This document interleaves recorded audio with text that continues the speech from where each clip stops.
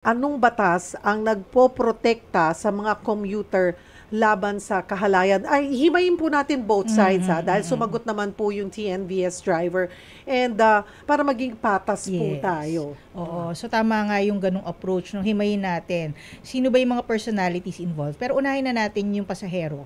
Okay, halimbawa po kayo ay commuter, marami po mga commuters na nakikinig ngayon.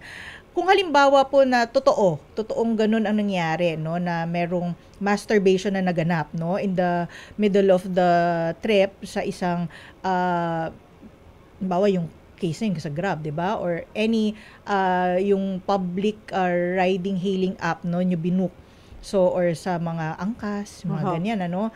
Ito po ay clear violation ng ating yung ating Safe Spaces Act. Aha. Okay.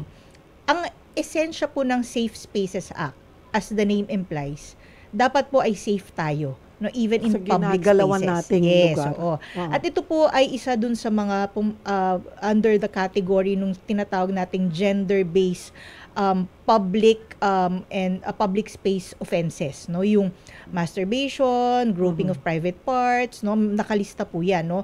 So kung halimbawang totoo at may ebidensya. Remember, kung tayo ay magrereklamo dahil ito ay may penal provisions, no, may kulong ito, no. Syempre, doon sa provision po ng batas, may first, second, third uh, commission, no, or offense. Sa una, pwede mag-community service pero may fine na siya na 10,000 pesos. Sa susunod, yung meron na siyang aresto minor, ganyan hanggang pabigat, may imprisonment na yan, no. Pero sa madaling salita, tayo po ay nagva-violate or at least nag-a-accuse, nag-aakusa, nag-a-allege ng violation ng isang special penal law na may criminal, no, in nature, kumbaga may kulong. Dapat po tayo ay may pruweba na required ng batas. At ano nga ba yon? Proof beyond reasonable doubt po yan, no, pagdating sa criminal cases.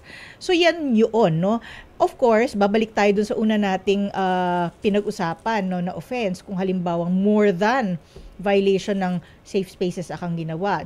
Halimbawa ay meron na talagang panghihipo o worse, merong rape na naganap, no? So, yung mga batas na yon, no, ang magiging subject ng violation kapag kayo'y nagreklamo muna doon sa Office of the City Prosecutor, tapos sa akyat yan as People of the Philippines versus yung accused, ano. Pero syempre sa ganitong pagkakataon, even if lilipat na tayo, no, yan ay hindi typical na sumakay ka ng public or common carrier bus, jeep, no, tricycle. Ito ay dumaan ka dun sa isang application. Mhm. Grab, no? Dati may Uber, no? So ngayon Grab. Punta tayo dun sa point of view ng Grab, no? Ang kontrata ba talaga ay paano? No, kasi yan ay kontrata.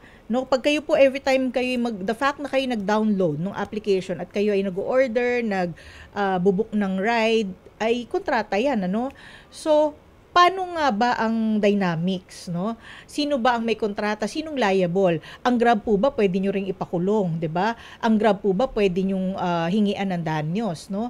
So ang Grab po based na rin po dun sa isang advisory ng National Privacy Commission kasi merong isang nagreklamo na minura-mura siya nung driver na binook niya through Grab, no? At doon nagkaroon ng pagkakataon yung NTC na sabihin na i-point out yung argument ng Grab na isa siyang public riding hailing app, okay? At hindi siya employer ng mga Mhm. owner ng Mhm. mga coaching ito. Mhm. At therefore, it cannot be subsidiarily liable because under the law, meron tayong tinatawag na subsidiary liability or pangalawang liable kapag may krimen na ginawa in case of employer-employee relationship. Pero in this case, sinasabi nga na wala silang employer-employee relationship at ang kanyang minimaintain ay yung kanyang application para ikaw ay makapag-book. In other words, taga-link lamang siya Mhm. ng pasahero, mamatch niya doon sa rider.